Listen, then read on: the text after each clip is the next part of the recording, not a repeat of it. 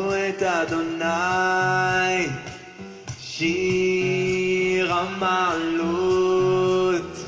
הנה ברכו את אדוני, כל עובדי אדוני העומדים בבית אדוני בלילות.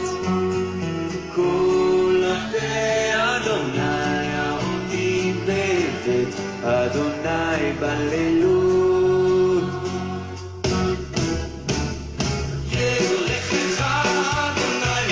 ¿Qué tal? ¿Cómo están? Buenas noches. Domingo por la noche, 8 de la noche con 2 minutos. Mi nombre es Israel Chapa. Esta es una transmisión totalmente en vivo de la comunidad cristiana Masada Adulam. Vamos a hablar de cosas profundas. Este es el programa Biblia Profundidad. Un tema escabroso, un tema que si no fuera teológico sería de terror. Difícil tema el que nos tocó hoy, pero con mucho gusto vamos a darlo para traer luz, traer paz, traer salud mental a todos aquellos que de repente leen pasajes como este y quedan turbados.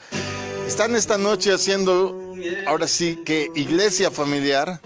Y Dalia Castro. Axamaday. Dalia Castro. Bueno, un saludo de parte de todos. El pequeño Hegai está tomando la siesta. Con que no se despierte al rato y no nos deje dormir. Recibo un saludo de parte de toda la familia pastoral. Es un gusto que estés contactándonos, que estés en línea, que estés pues preocupado, ¿verdad? O más bien ocupado por incrementar tu conocimiento de Dios. Yo siempre le he dicho, a mayor conocimiento, más apego. Entonces, si conoces más lo profundo de Dios, siempre vas a tener más cercanía, vas a tener más integración, más vinculación y por tanto, pues te vas a abstener de fallar porque entiendes perfectamente no solo el corazón de Dios, ese creo que a todos nos queda claro porque sentimos su amor y su misericordia, pero cuando entiendes su mente, cuando entiendes su proceder, cuando entiendes el por qué determina ciertas cosas o permite ciertas cosas, entonces va a ser más difícil que tomes decisiones equivocadas o que inclusive falles, porque de esta manera pues tú estás cercano, ¿verdad?, a Él y puedes entender el por qué pasa lo que pasa. Bueno, pues te vamos a dar nuestras redes sociales para que puedas junto con nosotros enriquecer cada vez más el programa. Nuestra intención, por sobre todas las cosas, no es hacer fama. Por eso no ponemos imágenes, no me interesa explotar una imagen personal o del ministerio. Lo que nos interesa es hablarte de Dios, presentártelo si no lo conoces, y si ya lo conoces, llevarte a un nivel más íntimo para que esto pueda ayudar a desembocar en ti la pasión que necesitamos como cristianos para poder verdaderamente seguir el camino de vida y de salvación. Y no solo eso, cumplir con el propósito que Dios tiene para nosotros. Te damos nuestros medios de comunicación. Amén. Por Twitter es @masadadulam. Por Facebook es .com/masada.adulam. El número del WhatsApp 55 83 88 20 35 y el de línea directa es 55 76 90 95 89. El email es masadadulam@gmail.com, todo con minúscula, doble S en Masada en todas nuestras redes, y en YouTube es Israel Chapa, todo con mayúscula, una sola R. Bueno, ahí tienes los métodos para que nos contactes. Tenemos inclusive teléfono directo las 24 horas al día, 7 días a la semana, 365 días al año, para que puedas llamarnos, puedas, no sé, preguntarnos algo, comentarnos algo, darnos tu punto de vista. Todo es bienvenido, todo nos enriquece.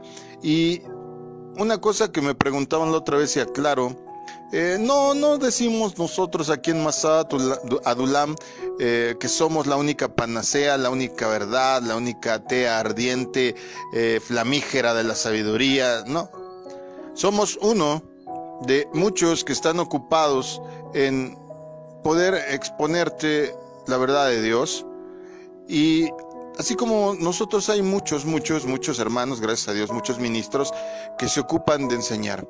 El asunto aquí es que podamos colaborar a que vayamos, como dice la propia escritura, de gloria en gloria y de poder en poder, que vayamos haciendo que el caminar y el transitar en esta vida con conocimiento de Dios sea más entendible, más práctico, pero también más profundo, porque algo práctico no necesariamente tiene que ser superficial.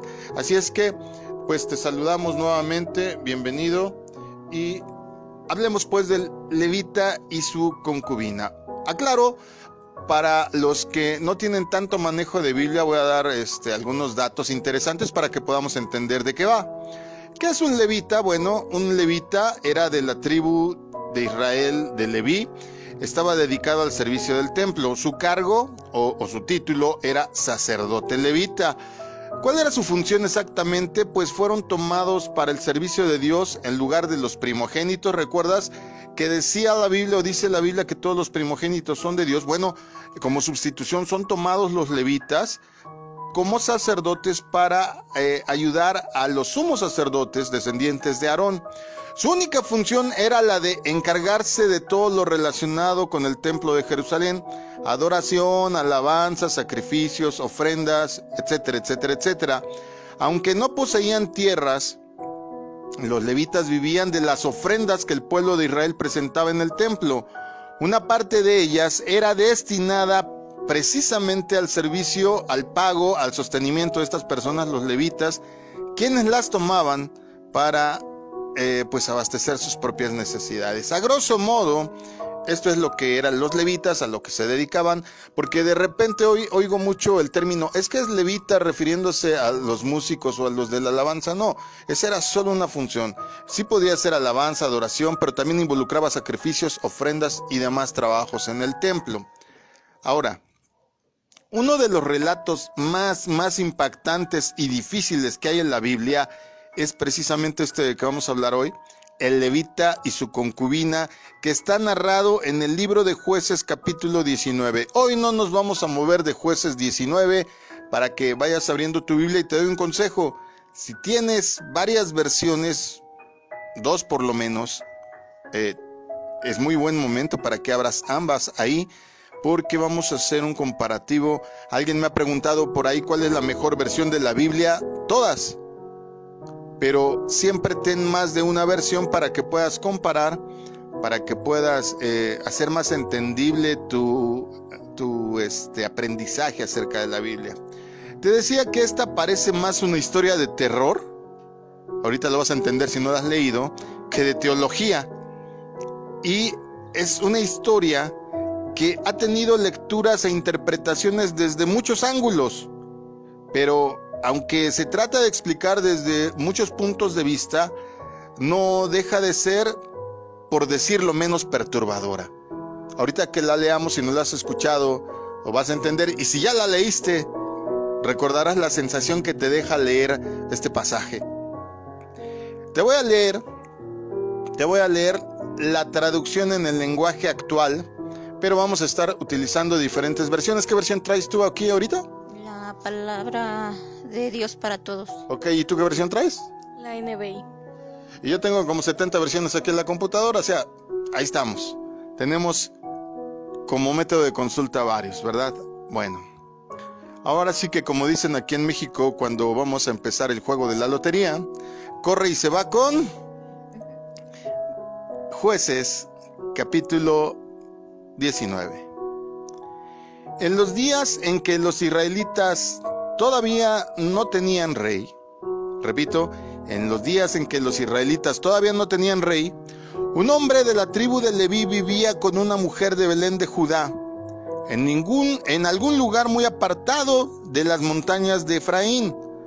Un día ella se enojó, así dice esta versión, la Reina Valera y la vasta mayoría dicen, le fue infiel.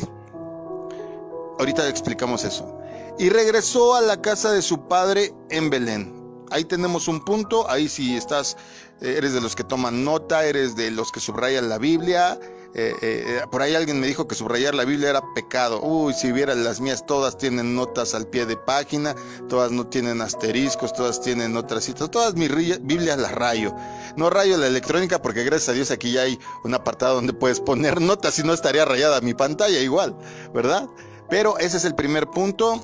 Un día ella se enojó o ella le fue infiel y regresó a la casa de su padre. Voy a tocar 4 puntos en esta enseñanza, ese es uno. Sigue la lectura diciendo así: estuvo allí 4 meses hasta que llegó el hombre para convencerla de que volviera con él. Lo acompañaba un sirviente y llevaba 2 burros. Ella lo hizo pasar a la casa y cuando el padre vio al esposo de su hija, nota aquí hay una diferenciación, subráyame esposo si dice tu versión así, también vamos a explicarlo más adelante. Dice, lo recibió con alegría y lo invitó a quedarse con ellos. El hombre y su sirviente se quedaron allí 3 días, comiendo y bebiendo. Al 4.º día se levantaron de madrugada y el hombre se preparó para viajar. Pero su suegro le sugirió, come algo antes de irte, aunque sea un poco de pan, te va a hacer bien. Entonces los 2 se sentaron a comer y beber juntos. Después el padre de la joven le dijo a su yerno, por favor quédate una noche más. Ay, mira, la pasamos bien. El hombre se levantó para irse, pero su suegro le insistió tanto que se quedó. Al 5.º día se levantó muy temprano, decidió salir, pero su suegro le dijo otra vez que comiera algo y se quedara hasta la tarde. Así que los 2 se sentaron a comer juntos. Cuando otra vez el hombre se levantó para irse con su mujer y su sirviente, su suegro le dijo, quédate por favor, pronto va a ser de noche, pasaremos un rato agradable y mañana muy temprano te irás a tu casa. Pero el hombre no quiso quedarse otra noche más, así que se levantó y se fue. Lo acompañaban su mujer, su sirviente y 2 burros cargados. Cuando se acercaban a Jebús, es decir, lo que hoy día es Jerusalén, el sirviente le dijo, aquí quiero hacer un pequeño paréntesis, ¿por qué se llamaba Jebús en ese momento? Porque todavía no era propiedad de Israel, todavía era una ciudad pagana. Jebús, ya después fue Jebús Salem, nombre que derivó en Jerusalén que conocemos hoy. Pero sigo leyendo. Dice, sería bueno, le está hablando el sirviente, ¿verdad? Le dice, sería bueno quedarnos a pasar la noche en esta ciudad de los Jebuseos. Ahí está, porque se llamaba Jebús, porque era de los Jebuseos. Ese es el segundo punto que voy a tocar. Sería bueno quedarnos a pasar la noche en esta ciudad de los Jebuseos. Le dice el sirviente, ¿no le parece? ¿Qué responde el levita? El levita responde, no. No nos quedaremos en ninguna ciudad que no sea de los israelitas. Ese es el tercer punto que voy a tocar. No nos quedaremos en ninguna ciudad que no sea de los israelitas. Sigamos hasta Gibea o Gabá para ver si ahí o en Ramá podemos pasar la noche. Está hablando de estas 2 ciudades porque eran territorios israelíes, ciudades ya de las tribus obtenidas y donde pues había pueblo de ellos, ya no iban a estar como extranjeros. Entonces dice que siguieron su camino y a la puesta del sol ya estaban cerca de Gibea o de Gabá, ciudad de la tribu de Benjamín.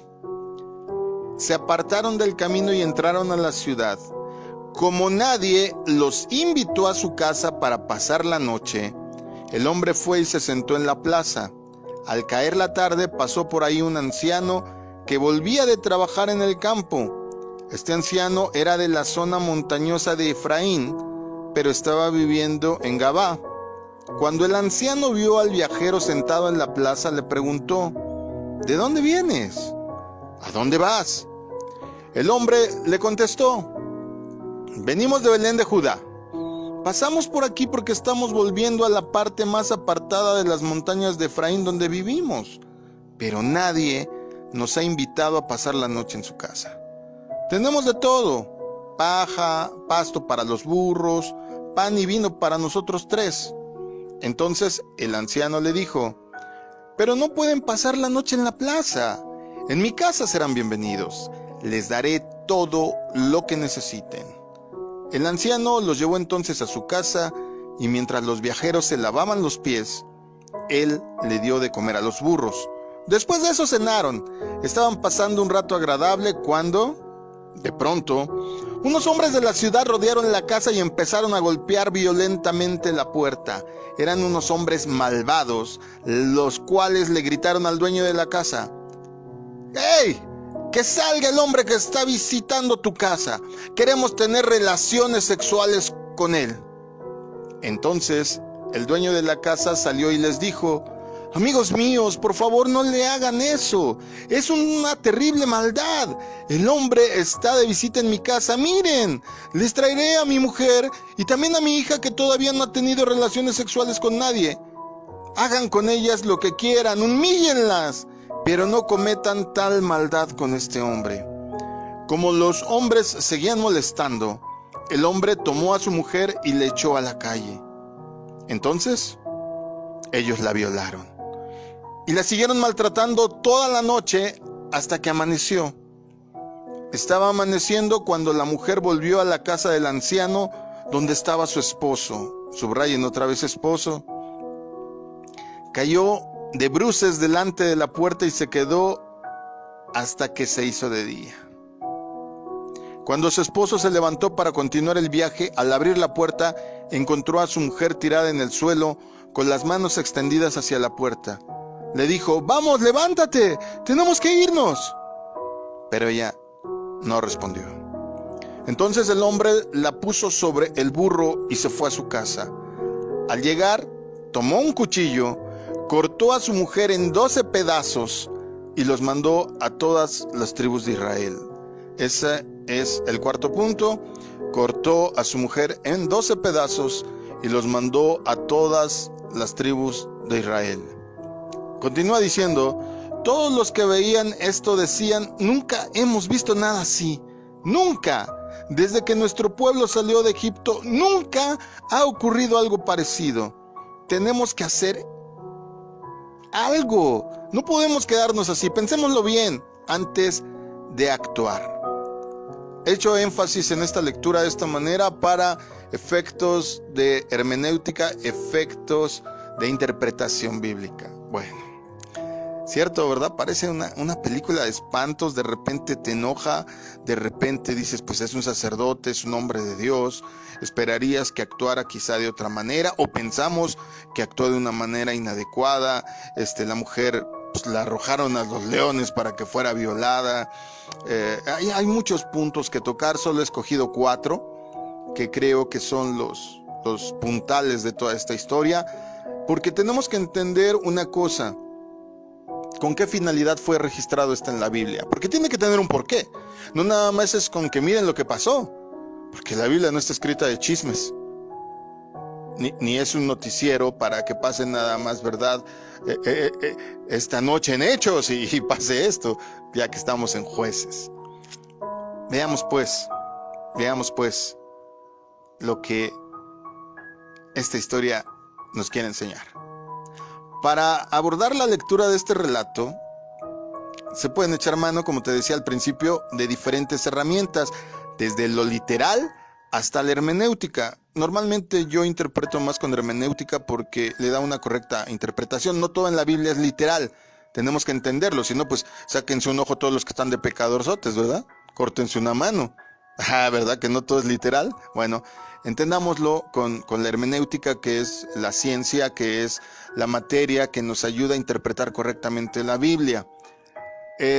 La peculiaridad de este pasaje va a exigir que no tomemos decisiones, que no tomemos ideas a la ligera.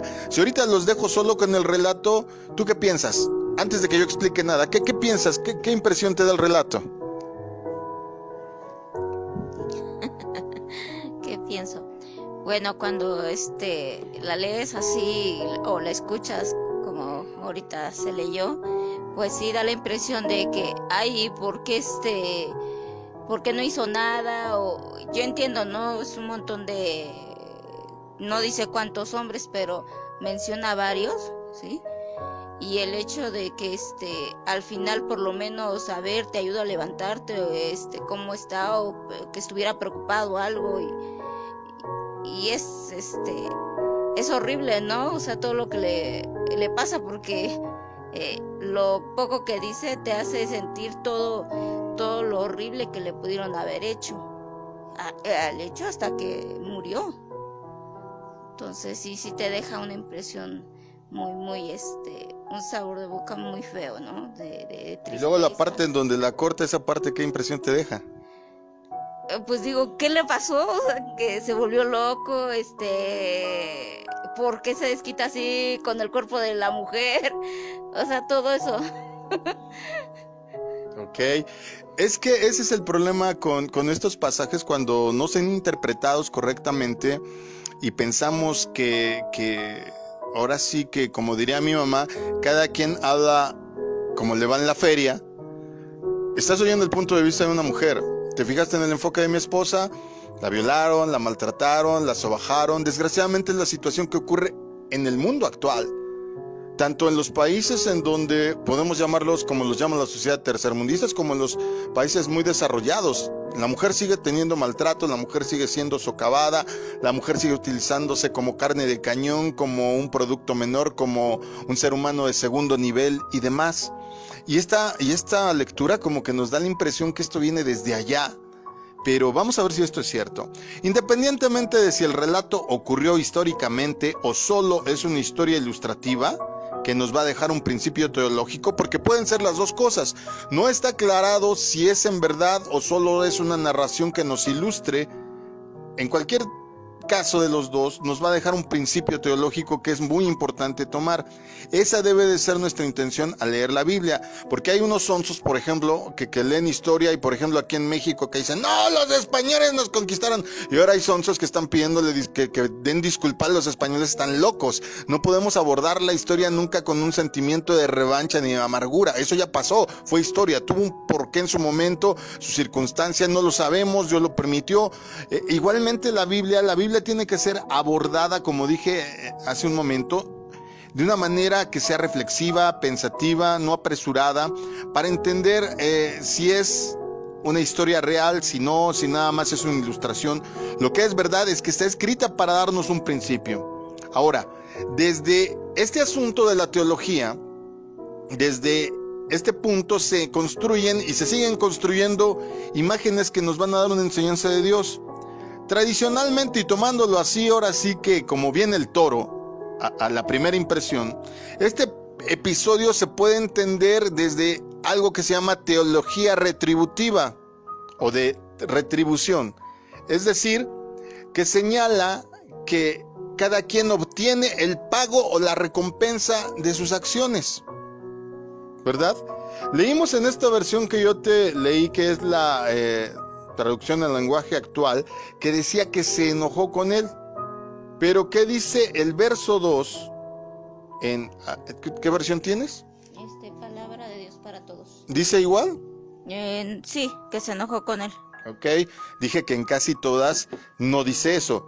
En esta palabra de Dios para todos, nueva lenguaje actual, normalmente utiliza ese sentido de se enojó. Ahorita vamos a entender por qué dice en unas versiones que se enojó y en otras versiones que fue infiel. ¿Cómo dice en tu versión? Que fue infiel. A ver, léeme todo el verso 2. Pero ella le fue infiel y lo dejó, volviéndose a la casa de su padre. Ok. En el versículo 2 del texto de la versión Reina Valera se señala que la mujer fue infiel a su esposo, como también en esta NBI y en la vasta mayoría de las traducciones. Desde esta sentencia, algunos, utilizando este sentido de la teología retributiva o la de que cada quien obtiene el pago y recompensa de lo que hace, algunos sentencian que el mal vino sobre la concubina a consecuencia de su pecado sobre el levita. Literalmente dice, le fue infiel. Yo tuve una pequeña charla a raíz de estas enseñanzas con alguna persona que me contactó, y también sé de otra que inclusive es miembro de mi congregación, que tenía sus dudas, por ejemplo, acerca de la hija de Jefté, que ya hablamos de ese tema, y decían, es que en esta versión, ojo, la versión que vale es el lenguaje original. Y no olvidemos que el lenguaje original es hebreo. A nosotros se nos hacen las traducciones para que tengamos más capacidad de entendimiento, pero recordemos una cosa, nosotros no tenemos las usos y costumbres de tierra de Oriente Medio, no somos judíos de nacimiento o de cepa, no hemos sido instruidos en la fe, en el sentido, partiendo del punto de vista del pensamiento judaico, y por tanto tenemos que tratar primeramente de entender el sentido de lo que está escrito, y desde luego que entonces si queremos saber si fue infiel o solo se enojó, tendríamos que ir al hebreo, porque ese es el punto fundamental. ¿Estás de acuerdo conmigo? Sí, así es. ¿Por qué? Porque como ya se ha mencionado muchas veces y se ha dicho que hay que irnos a la raíz de lo que es donde se formó, se hizo la palabra, bueno, la Biblia, ¿no? Los escritos y todo eso, porque ya basándonos en ellos sabemos realmente lo que quieren decir la palabra de Dios. Correcto. Hace unos meses antes de la pandemia tuve oportunidad de ir a una ponencia, a un seminario teológico hebraico, y precisamente tuve la oportunidad de conocer al traductor de la versión Dios habla hoy, al maestro Samuel Pagán, y también al hebraísta al doctor Tepox, que es el traductor de la versión Dios habla hoy, y decía que finalmente tenemos que entender que como toda traducción, así como tú de repente googleas algo que quieres traducir del inglés al español y viceversa, no te da el sentido correcto, es que tenemos que entender, por ejemplo, que el inglés no se traduce, se debería de interpretar porque varía dependiendo de lo que quieres decir, y así tendríamos que abordar nosotros el hebreo. Por eso hay diferentes versiones, no es que se contradigan, sino que toman el sentido dependiendo del punto de vista del traductor. Entonces, la Reina Valera dice en el verso 2, fue infiel a su esposo. ¿Sale? Ahora, notemos una cosa, aquí hay una contradicción de teología si lo tomamos así estrictamente, porque un levita no podía tener concubina. Para empezar, tendría que tener esposa. Si leemos Levítico, nos vamos a dar cuenta que dentro de las instrucciones que Dios da a estos que han de servir en el templo, tenían que tener esposa. Las concubinas, si bien estaban permitidas, normalmente era para gente que podía mantenerlas. Porque la Biblia dice, ¿verdad? En esos casos, todavía en ese tiempo, decía que tenías que darle los mismos derechos, las mismas retribuciones y los mismos beneficios. Por tanto, el levita no podía tener concubina porque el levita no tenía herencia, no tenía heredad. Bíblicamente ellos no tenían la capacidad de enriquecerse. Tenían la capacidad de sostenerse y, como dice la propia Biblia, su herencia era Dios. Pero no importando si era su esposa o no, digámosle esposa porque sería la más correcta traducción.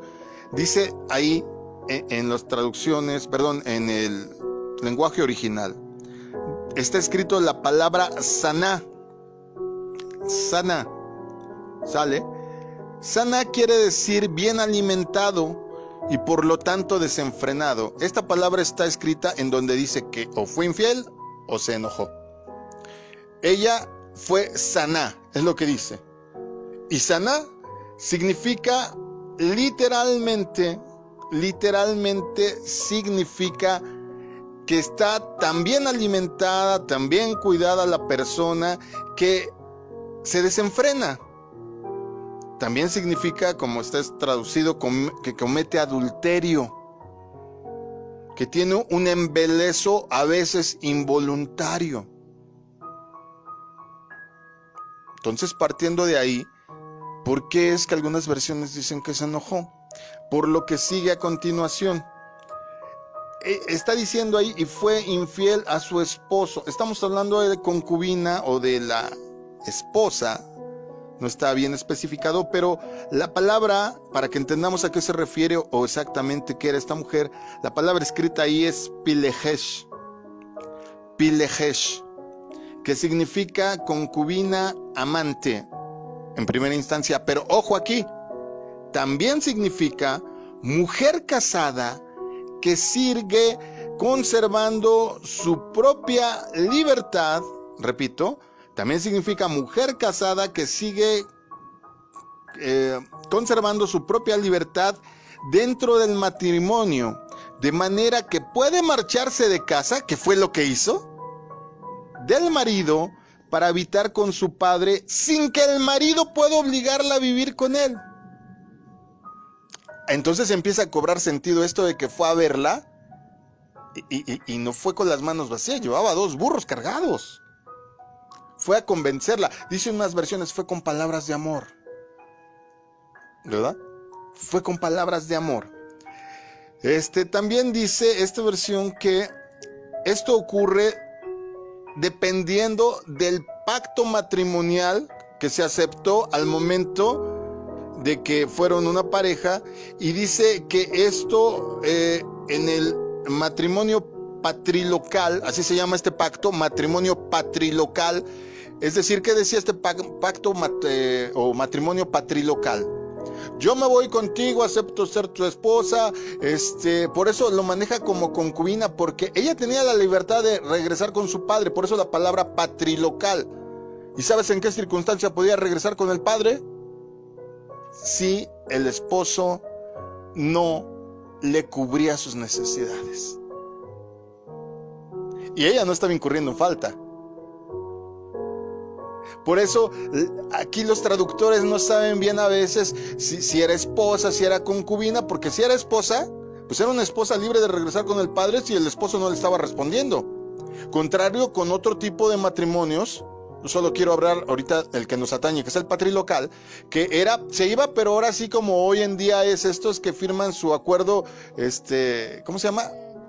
Prenupcial, exacto, su acuerdo prenupcial. Me voy, pero me tienes que, ahora sí que tener mi camita, me tienes que dar de comer 3 veces al día, me tienes que dar para mi maquillaje, mis medias, para irme a cortar el pelo cada 3 meses con la estética, yo qué sé, ¿no? Entonces, esta mujer finalmente vemos que se va. Puede ser que por saná, la mujer cometió saná, es decir, pudo haberse desenfrenado y adulteró, o puede, como vemos, y es el punto y el énfasis que voy a tomar en este caso, que el levita no le respondiera en alguno de los compromisos tomados de este matrimonio patrilocal. Cosa que cobra sentido después, ahorita te voy a explicar por qué. Sale, entonces desde esta sentencia, tomando el primer punto que ella fue infiel, muchos dicen que esto le pasó a la mujer porque la mujer se lo buscó al ser infiel. Esa sería a primera vista la lógica de los que piensan ahora sí que, como mi esposa decía, a primera vista, echándole una primera ojeada al versículo, de hecho al capítulo entero. Sin embargo, la versión elegida, por eso leí esta versión, en esta enseñanza da claridad sobre a lo que se refiere el texto cuando dice que esta mujer fue infiel. Estamos hablando del punto número 1 o punto A, la infidelidad de mujer. Tiene que ver justamente con la naturaleza, como te decía, de los matrimonios bíblicos, en la que la mujer, y tienes que pensar esto, tenerlo en cuenta, la mujer era considerada un bien del esposo. ¿Sale? Era como su auto, como su casa, era su propiedad. Sí era su pareja, sí era su ayuda idónea, pero era suya. Por eso la infidelidad era tan severamente castigada, porque se tomaba como robo. Me robaste. Cuando alguien dice ladrona de maridos, está incurriendo en una frase bíblica. Por eso la infidelidad era tomada como un robo, porque era propiedad del esposo. ¿Sí? Era un bien del esposo. Por lo tanto, también se puede referir, además de una falta moral, que ya se da por hecho que haya sido infiel o que haya enojadose y abandonado al marido, una implicación también en sentido cultural, tiene implicaciones económicas. Porque la concubina, al marcharse del lado de su marido a casa del padre, está transgrediendo la propiedad privada del levita. Y esto genera una afrenta. Es decir, si la mujer es una propiedad privada, y te estoy hablando en términos legales, porque así lo establece la ley, así lo establecía este matrimonio patrilocal, la mujer era considerada como propiedad del esposo, se podía ir, pero eso no le eximía de seguir siendo de su esposo. Si vamos entendiendo la cosa, entonces este hecho explicaría la reacción del padre de esta mujer cuando después de 4 meses recibe al levita en su casa. No quiere perder la oportunidad para atenderlo y brindarle comodidades, porque de alguna manera el comportamiento de su hija, de acuerdo al estándar bíblico, le habría arrastrado a él a hacerle o estarle haciendo una ofensa al levita. Me estoy quedando con tu propiedad, me estoy quedando porque mi hija ya no es mi hija, es tu esposa. Ese es el sentido del pensamiento de esta época. ¿Sí? Si es mi hija, si puede venir a refugiarse conmigo, si ella siente que algo no está bien, pero sigue siendo tuya. Y ¿sabes qué? Él trata también, ¿te fijas? No, quédate, vente, comamos, vente, bebamos. ¿Sabes por qué? Porque el padre tenía temor hasta que se le presentara delante de los ancianos y se le demandara. Porque era tomado como robo. Se está quedando con una propiedad que ya no es suya. Era suya, pero en el momento que aceptó el pacto, recuerda que cuando una mujer se casaba en esta época bíblica, la mujer venía con una dote, venía con un pago, llegaba no con las manos vacías, algo llegaba y aportaba al matrimonio, pero el esposo también pagaba una suma, una prima por hacerse, una cantidad por hacerse de la esposa. No era un pago porque no estamos comprando ganado, sino era como para compensar la pérdida familiar de que te estoy quitando una hija. Oh, si así fuera. Guau, me debe una lana, suegra. Bueno, en este contexto,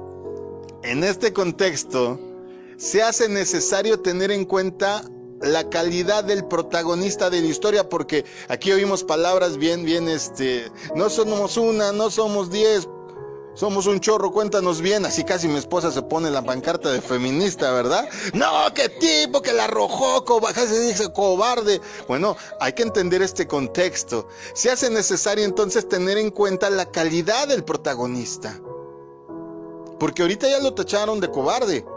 Ya lo tacharon de ¿por qué no hizo nada? Ya lo tacharon, y hasta tú seguramente que me escuchas ya lo tachaste si ya leíste el capítulo, de muchas cosas sin entender el contexto cultural, ideológico y hasta legal del asunto.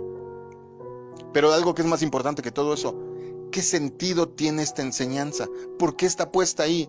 Tú estás leyendo por acá y por allá que padre, los jueces vencieron, libraron al pueblo, pero de repente como que este es el frijolito en el arroz, aparece ahí en una narración en donde se nos está diciendo sí, los israelitas hacían de repente lo malo, pero siempre se levantaba alguien y los ayudaba y los sacaba en el nombre de Dios, y de repente está este pasaje ahí, y dices, ahora sí que como dicen los chavos hoy en día, demasiada información, ¿para qué me cuentas esto?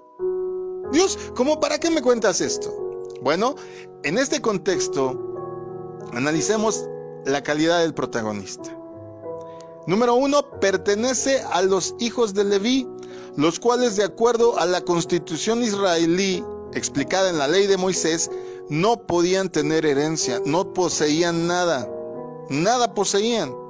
No podían hacer negocios, no podían realizar labores comerciales o agrícolas con fines económicos, solo para su sustento.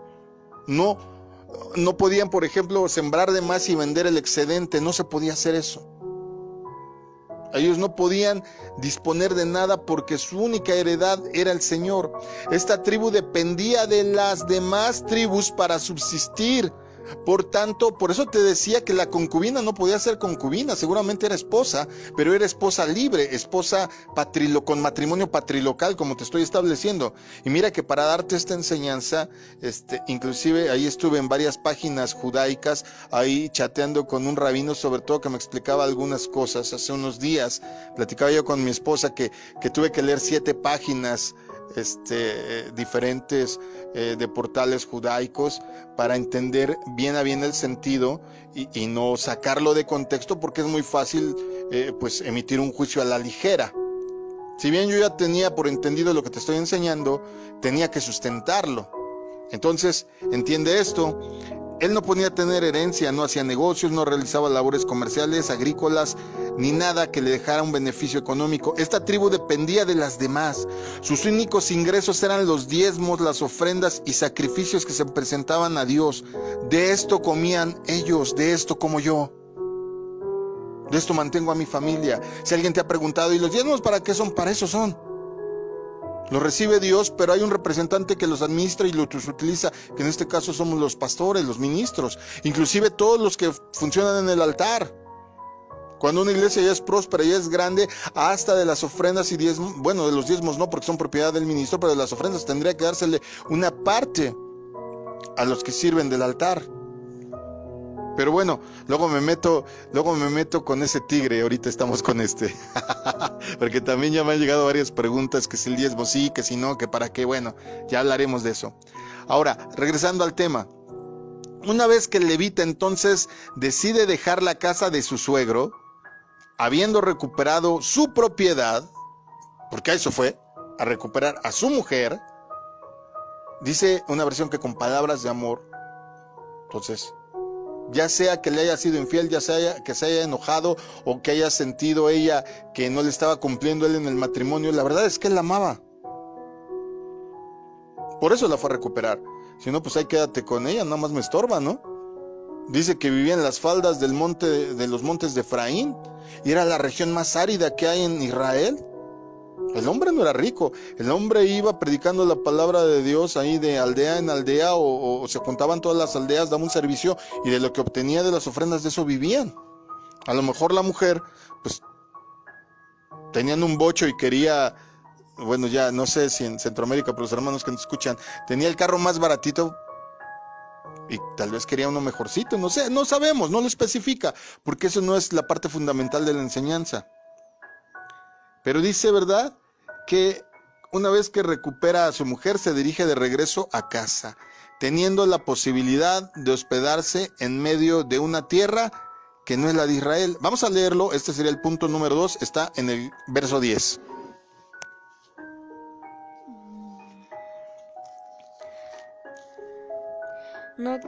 No queriendo quedarse otra noche, el hombre salió y partió rumbo a Jebús, es decir, Jerusalén, con sus 2 asnos ensillados y su concubina.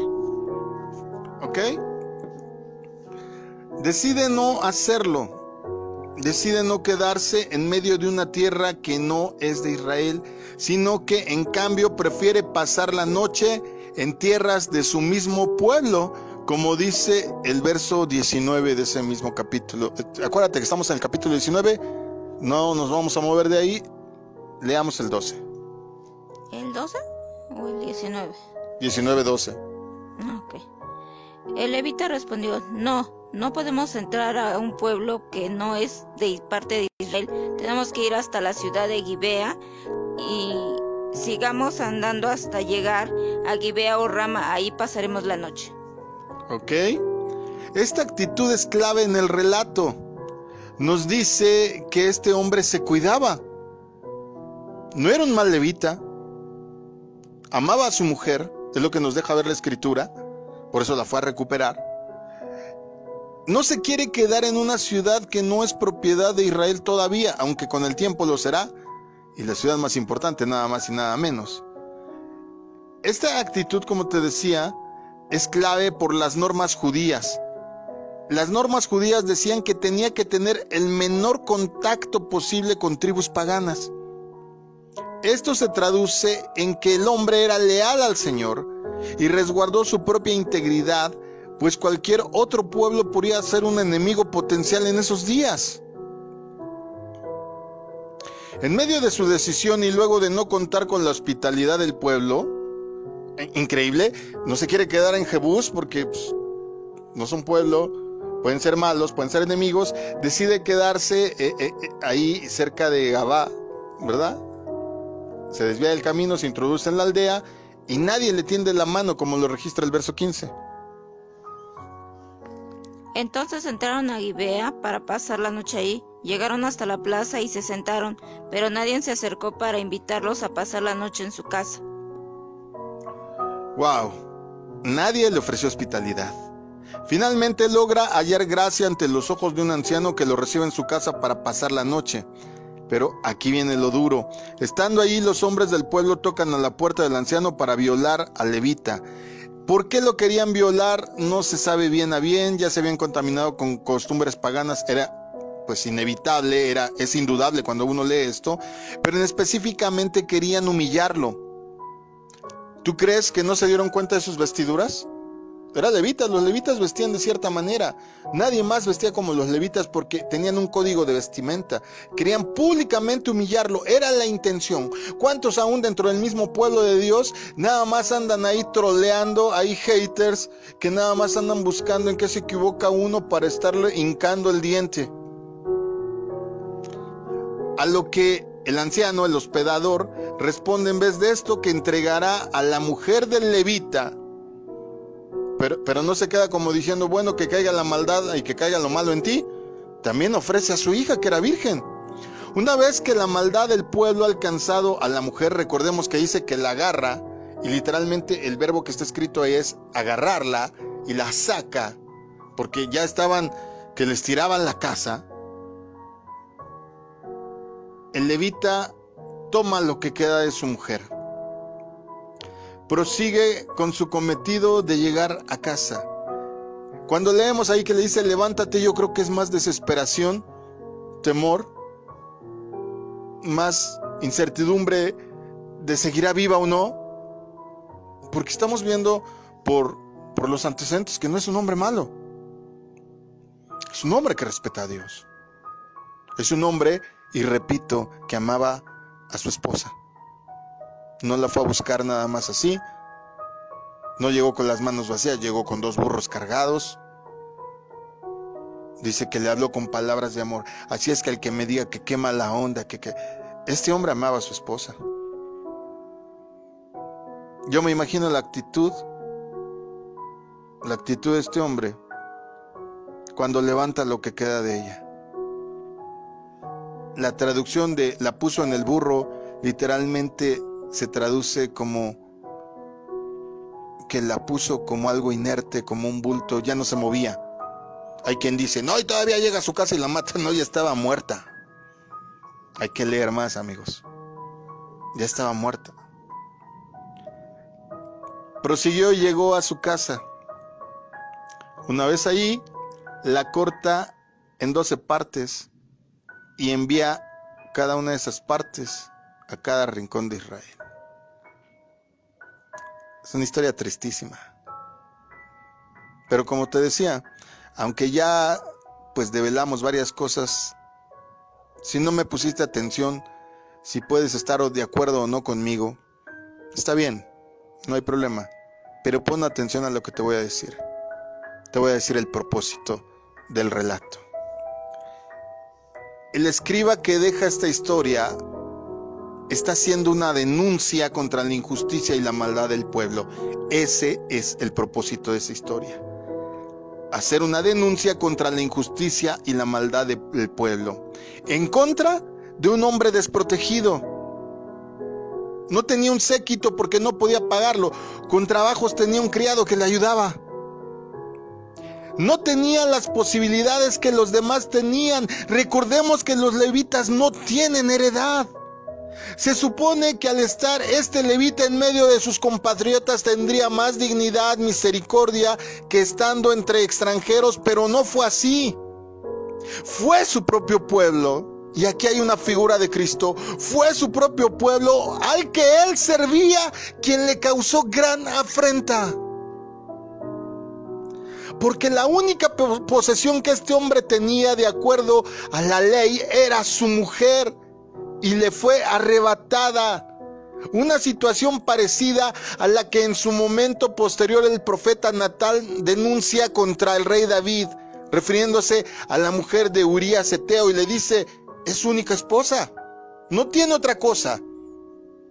Este paralelo es bien interesante. Es una denuncia. Si esta historia ocurrió o no, no lo sabemos. Pero lo que sí es claro es que el mensaje que el escriba está documentando es una denuncia, y quiso ser muy claro.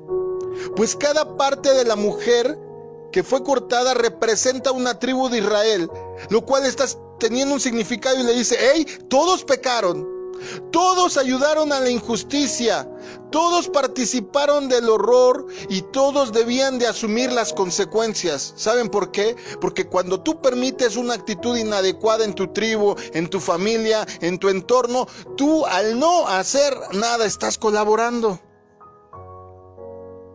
Él corta a la mujer y la manda por todos lados diciéndole: hey, todos pecamos.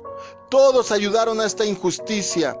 Una nación que en vez de proteger a los necesitados y desamparados, los busca para abusarlos, para aprovecharse de ellos, satisfaciendo su maldad y deseos egoístas, está en una terrible falta. La mujer entonces es solo una víctima, pero también lo es el levita. Esta historia es una denuncia de acuerdo a la lógica del pueblo en los tiempos que se describen en los Hechos. Una denuncia parecida a la del profeta Malaquías en el capítulo 3, en donde el pueblo había olvidado a la tribu de servidores que debía sostener y alimentar, llevándolos al hambre y obteniendo como resultado que el mismo Dios les reprendiera. A nuestros ojos, amados, no es justificable tampoco lo que hizo el levita con su mujer, ¿no? No lo estoy justificando, mas sin embargo, su proceder obedeció a las costumbres de su época, una que se caracterizaba, y desgraciadamente hoy día todavía, por la violencia y el menosprecio a la mujer.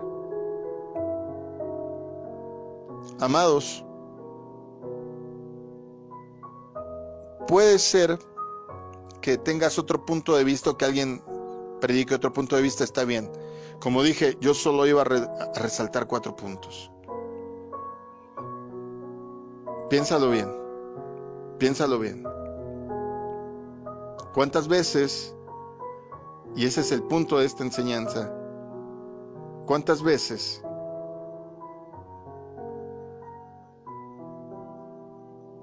la maldad y la injusticia caen sobre gente desprotegida, que no tiene las mismas posibilidades de los demás? Esta narración nos lo recuerda. Se supone que debemos de estar seguros en medio de los que tienen la misma fe que nosotros. Y a veces se portan de manera indigna e inmisericordia, que mejor gente que no es de nuestra fe nos tiende la mano. A veces el pueblo al que uno como ministro sirve es el que nos causa gran afrenta. Yo te lo digo como pastor, me ha pasado muchas veces. Piénsalo. Cada parte de la mujer es mandada a un territorio, solo para recordarlos que si la mujer fue violada, si la mujer fue muerta, fue porque todos se hicieron como que no pasaba, miraron para otro lado y dejaron que costumbres que no son de bendición, que no son de Dios, contaminaran al pueblo. Esa es la enseñanza.